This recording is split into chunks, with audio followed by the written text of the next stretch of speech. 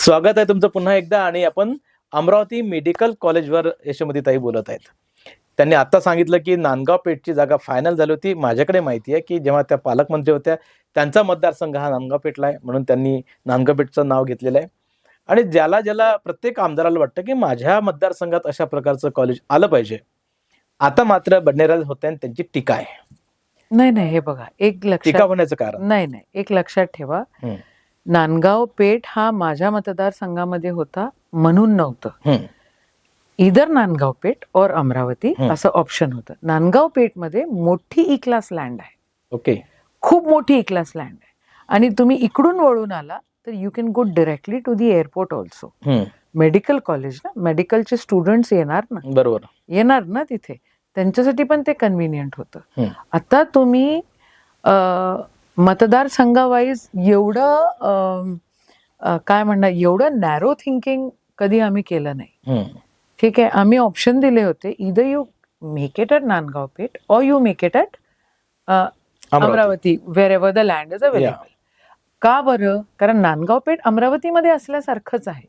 नांदगाव पेठ जरी तिवसा विधानसभा मतदारसंघ अगदी लागून आहे, 5 किलोमीटरवर आहे. तरी 5 राटगावापासून अगदी जवळ आहे. राटगावर. आणि गेलोच आपण. घोडे कॉलेजच्या समोरून जो रस्ता जातो, करेक्ट, तो तिथेच जातो की. हो, व्हेरी क्लोज. त्या साइडनी पण आहे, इकडून पण आहे. तुमच्याकडे 4 रस्ते होते तिथे पोहोचायला, तो तिकडे चांदुरेला. ठीक आहे. आणि जो माणूस चिखलदऱ्यावरनं येणार, धारणीवरनं येणार, त्याला तिथं पोहोचणं सोपं होतं ना. ठीक आहे, अमरावती शहरात झालं असतं तर तिथे पण सोपं होतं. ते दूर आहे यासाठी विरोध आहे?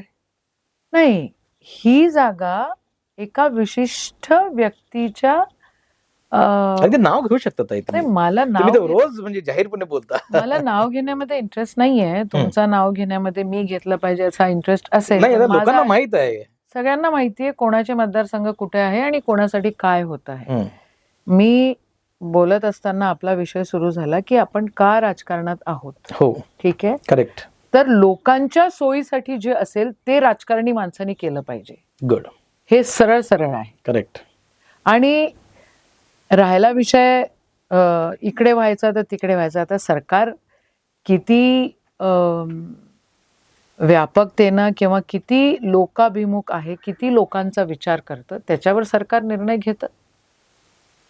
आत्ताचे जे मुख्यमंत्री आहेत, आम्ही त्यांच्यासोबतही काम केलेलं आहे, पण ते आजकाल खूप विचित्र वागायला लागले, ही फॅक्ट आहे. असे नव्हते ते ज्यावेळेला विरोधी याच्यावर बसायचे त्यावेळेला ते असे नव्हते. त्यावेळेला ही यूज टू टेक एफर्ट्स की आपण सगळ्या यंग आमदारांनी भेटलं पाहिजे. हे देवेंद्रजींकडनं एफर्ट्स व्हायचे. आता ते मुख्यमंत्री झाले म्हणजे first term of his CMship was also okay. He was fine then. 14 मध्ये ही वॉज ओके. 14 मध्ये he was okay. He was okay in 14. पण 24 he is very different from what he was. ते जे होते 14 मध्ये किंवा जे आम्ही त्यांना 9 मध्ये जे पाहिले होते ते देवेंद्र मला नाही दिसत आता. त्या देवेंद्र सोबत आम्ही आर्ग्युमेंट करू शकत होतो, आम्ही बोलू शकत होतो. अरे दादा नाही रे, आम्ही अजूनही त्यांना दादाच म्हणतो. स्वाभाविक, अमरावती नातं आहे ना. हा, नातं आहे, आमचंही त्यांच्याशी नातं आहे अर्थात. तर पण आता तुम्ही निर्णय काय घेताय याच्यावर he is the chief minister. त्यांनी विचार केला पाहिजे की लोकांच्या फायद्याचं काय आहे ते केलं पाहिजे. करेक्ट. ते आता करताना आम्हाला दिसत नाही आणि म्हणून ते बदलल्यासारखे मला वाटतात. मेडिकल कॉलेजसाठी तुम्ही काही विरोध केलाय किंवा जागा जरा कम्फर्ट असू द्या? हे बा, मेडिकल कॉलेजसाठी मी ज्या वेळेला पालकमंत्री होती त्यावेळेला सगळी टीम इथे येऊन बघून गेली होती. सगळं कनेक्टिव्हिटी व्यवस्थित होती. अमरावतीच्या जवळ होतं, अमरावतीला लागून होतं, अमरावतीत असल्यासारखीच ती जागा होती किंवा ती दुसरी जागा आम्ही बघायला लावलेली होती. त्यावेळेला आमची अशी कॉन्ट्रोवर्सी, अमरावतीत पाहिजे किंवा तिवसात पाहिजे किंवा बडनेरात.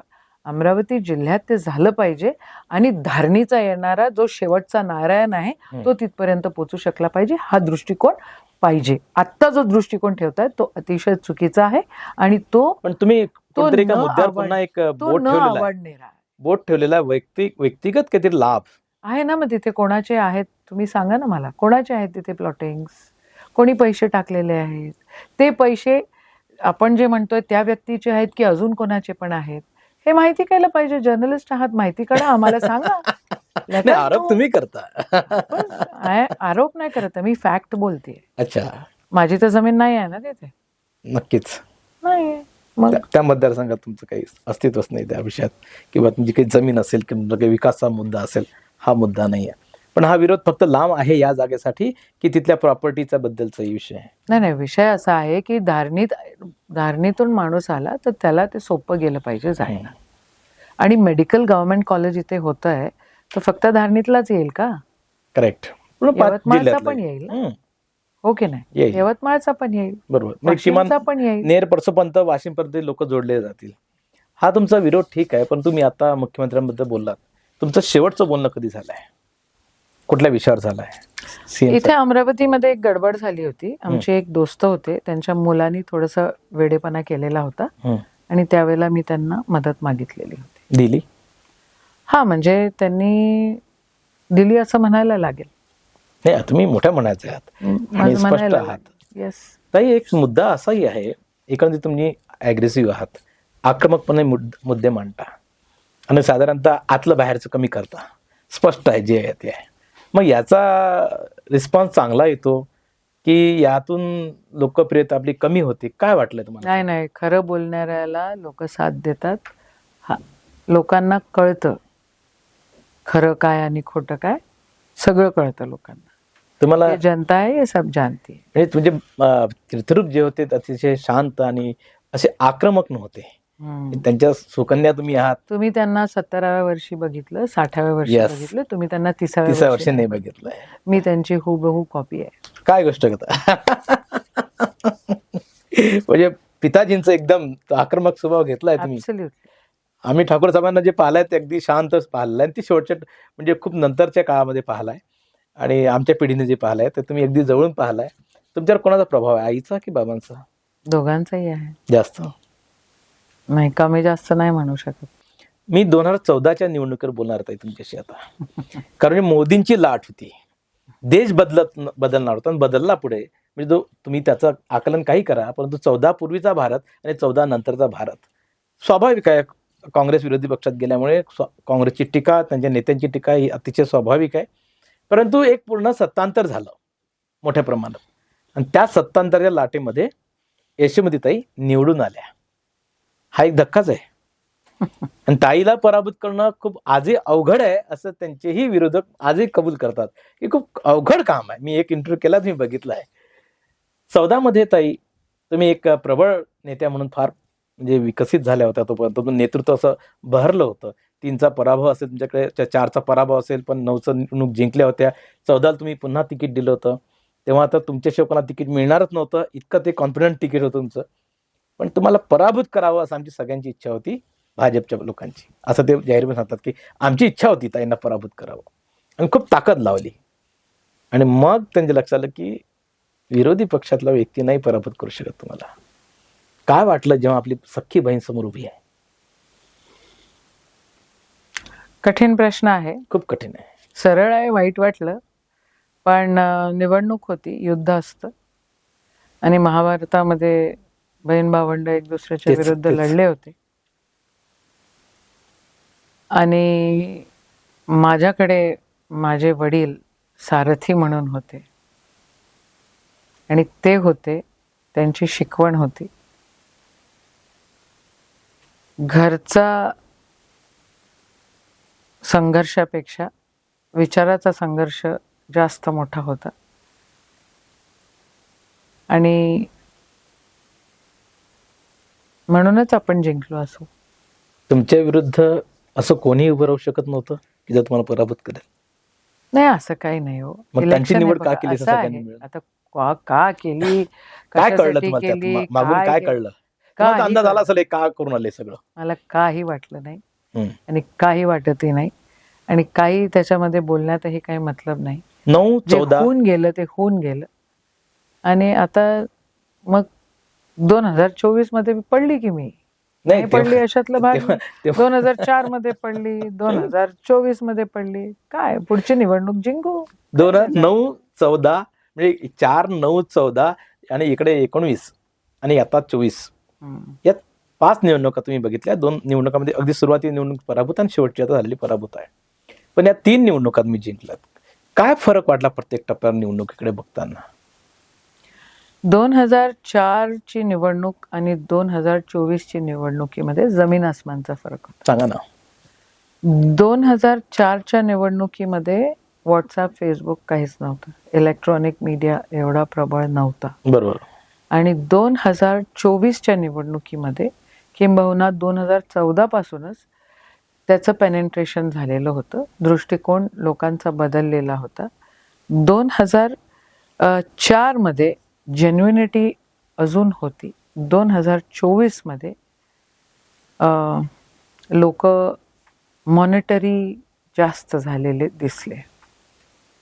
आणि या निवडणुकांमध्ये मुख्यतः निवडणूक लढवायच्या पद्धतीमध्ये खूप बदल आलाय. हा, म्हणजे 2004 मध्ये कधी हिंदू मुस्लिम झालं नव्हतं. 2024 मध्ये मतदारसंघातल्या प्रत्येक कोपऱ्यामध्ये हिंदू मुस्लिम करण्याचा प्रयत्न केला होता आणि झाला होता. किंबहुना माझ्या मोजरी गावामध्ये पण ही अफवा RSS वाल्यांनी फैलवली होती की 4 एकर जमीन ताई मस्जिदीला देणार आहे. सो अफवा फैलवणं, जातीभेद निर्माण करणं, जातींमध्ये भांडणं करून हे लोक सत्तेत आलेले आहेत. हे जास्त दिवस टिकणार नाही. या ध्रुवीकरणाचा फटका बसलाय तुम्हाला? नाही, मला फटका मी सांगते, 2004 आणि 2024 मी पूर्ण अभ्यास केला की आपलं काय चुकलं. तर चुकलं हे की एक तर आपण ते हिंदू मुस्लिम जे करत होते त्याला आपण नाही थांबवू शकलो. काही कट्टर हिंदू झाले, काही कट्टर मुस्लिम झाले. एक. दुसरी गोष्ट, 2004 ते 2024 पर्यंत दरवर्षी कमीत कमी 15 ते 26 हजार मत वाढ झालेली दरवर्षी, दर 5 वर्षांनी. 2004 मध्ये काहीतरी 16,000 मतं वाढली. 2009 मध्ये, 2009 ते 2014 मध्ये, 2014 मध्ये काहीतरी 21,000 मतं वाढली. 2014 ते 2019 26,000 मतं वाढली. आणि 2019 ते 2024 मध्ये 11,000 मतं डिलीट मारली. Technically I have not lost the election. I mean actually technically I have lost, but actually I have not lost. असं आहे. तुमचा तांत्रिक पराभव आहे. हा, येस. टेक्निकली त्यांनी चुकीच्या गोष्टी केल्या. आणि हे तर फिगर्स आहेत ना. हे तर मी तुम्हाला आता, जर तुम्ही वेबसाईट बघितली आणि तुम्ही जर केलं की 2004 ते 2024 या 5 वर्षांमध्ये किती मतं वाढलेले आहेत, किती कमी झालेले आहेत. करेक्ट. तिवसा विधानसभा मतदारसंघामध्ये एक पण मत नाही वाढलं. कमाल आहे ना. तर हे लोक जे सत्तेत आहे, ध्रुवीकरणच्या व्यतिरिक्त technically they people are not selecting them, they are selecting their voters. म्हणून आम्ही पराभूत झालेलो आहोत. पण तुमच्यावर एक आक्षेप असतो सगळ्यांचा, तुम्हीच बोललात आता की संघाने असं केलं ना, की तुमच्यावरही असा आक्षेप आहे की तुम्ही एका विशिष्ट समुदायाची खूप बाजू घेता. आम्ही सगळ्यांची बाजू घेते आणि मी घेत राहणार. मी, माझ्या गळ्यामध्ये माळ आहे, हे बघा. तुम्ही मला विचारलं, माळकरी नाहीये मी, ती रुद्राक्षाची माळ आहे. हो, ठीक आहे. आणि तुम्ही मला विचारलं आईचा प्रभाव जास्त आहे की वडिलांचा, मी म्हटलं दोन्ही, दोघांचाही प्रभाव आहे. तर जेवढा धर्म, आणि धर्म म्हणजे काय हे आम्हाला कळलं आहे, म्हणून आम्ही प्रत्येकाला मानतो, प्रत्येक धर्माला मानतो. 2024 ची निवडणूक तुम्ही पराभूत झालात. काय होतं निवडणूक बघताना, म्हणजे मन काय होतं की 19 जिंकलो होतो आपण, 24 ला आपण जिंकू, असा विश्वास असेल? हा, मला वाटत होतं की आपण निवडून येऊ नक्की, कारण आपण काम करत होतो, लोकांपर्यंत पोचत होतो. लोक, आणि महत्वाचे म्हणजे की माझे मताधिक्य प्रत्येक वेळेला वाढत गेलेले. मताधिक्य कमी झाले असते तर मला वाईट वाटलं असतं. करेक्ट. पण मला एक वेगळं समाधान आहे पराभूत होऊनही की मताधिक्य वाढतच गेलेलं आहे. जिल्ह्यात सगळीकडेच काँग्रेस पराभूत झाली आहे. बिलकुल. त्याचा फटका तुम्हाला बसला असेल. काय निरीक्षण केलं तुम्ही पराभवाचं? मी तुम्हाला सांगितलं हे टेक्निकल तर हे आहेच. हे टेक्निकल हे मी माझ्या मतदारसंघामध्ये जसं झालं तसं अचलपूरमध्ये पण झालेलं आहे. ओके. अमरावतीचा मी अजून अभ्यास केलेला नाहीये, हम्म. पण ज्या वेळेला तिवसामध्ये आणि अचलपूरमध्ये माझ्या मतदारसंघामध्ये 11,000 मतं कमी झाली, तिकडे काहीतरी 7 की 8,000 मतं कमी झाली, त्याच वेळेला बडनेरा मतदारसंघामध्ये 35,000 मतं वाढली. त्याच वेळेला 35,000 मतं वाढलेली आहे. तर मग इलेक्शन कमिशन काय झोपा मारतंय, खराटे घेतंय की काय करतंय? तुमचं इलेक्शन कमिशनवर आक्षेप असतोच. राहायला पाहिजे ना, खरं बोललं पाहिजे, खरं घेतलं पाहिजे, खरं केलं पाहिजे. काय करणार आहे सत्तेत राहून? आणि राक्षसी सत्ता आहे ना यांच्यापाशी आता. मग काय करतायत? What is new? The new is that the prime minister is saying की nobody should go out of the country, but he is gone. या the new is that they are saying please save petrol, पण ते तर acting करून राहिलेले आहेत. What is new? This is new. Correct. तुमच्या राहणीमानामध्ये, तुमच्या म्हणजे देशाच्या, अर्थात तुमचं GDP, तुमचं पैशाचं मूल्यांकन किती घसरलंय. We are the lowest in Asia today. आपण एशियामध्ये सगळ्यात कमी मूल्य आपल्या या रुपयाचं झालेलं आहे. 95 रुपीज. हा सर, सगळ्यात कमी. बाकी आहेत की Pakistan is also better than us. Pakistan is better than us. Pakistan आपल्यापेक्षा त्याचं मूल्यांकन चांगलं आहे आपल्या रुपयापेक्षा. Bangladesh is better than us. आपण सगळ्यात ढांग नंबरवर आहोत. हो, आजच्या मुलाखतीत एक गोष्ट राहिली आहे खरं हो, म्हणजे. बोलणार. तुमची ती छान वराडी भाषा, तुम्ही जो लहेजा आहे ना तुमचा, तो महाराष्ट्राला खूप प्रसिद्ध आहे.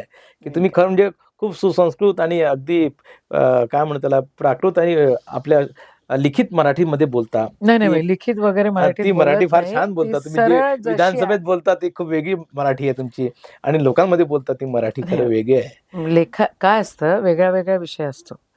तुम्हाला ज्या वेळेला सभागृहात बोलायचं असतं त्यावेळेला तुम्हाला आकडे मांडायचे असतात, फॅक्ट फिगर्स सांगायचे असतात, आणि त्यावेळेला बोलत असतानाही तुमच्या बोलण्यामध्ये सहजपणा ज्या वेळेला येतो, बिना कागद किंवा मी माझ्या विषयावर, म्हणजे माझं जे डिपार्टमेंट होतं त्या विषयावर आजच्या परिस्थितीमध्ये पण तुम्ही मला 15 मिनिट द्या, मी 15 मिनिटात सगळे पॉइंट्स काढेल आणि मी अर्धा तास 1 तास नक्की बोलू शकेन. एवढी कॅपॅसिटी आपली डेव्हलप करावी लागते, अभ्यास करावा लागतो. अभ्यास नाही केला तर तुम्ही कामं करू शकत नाही. तर सभागृहामध्ये मग ज्या वेळेला सहजता येते त्यावेळेला तुमची मूळ भाषा जशी तुम्ही राहता, बोलता, तसं तुम्ही बोलता की. मला खरं म्हणजे ताईंना अजूनही वेगवेगळ्या मुद्द्यावर बोलायचं आहे, आणि हे छोटे छोटे भाग यासाठी आहेत तुमच्यासाठी की तुम्हाला एका लॉटमध्ये सगळं पाहण्यापेक्षा थोडं थोडं पाहावं. एक छोटासा ब्रेक घेतोय, पुन्हा येतोय.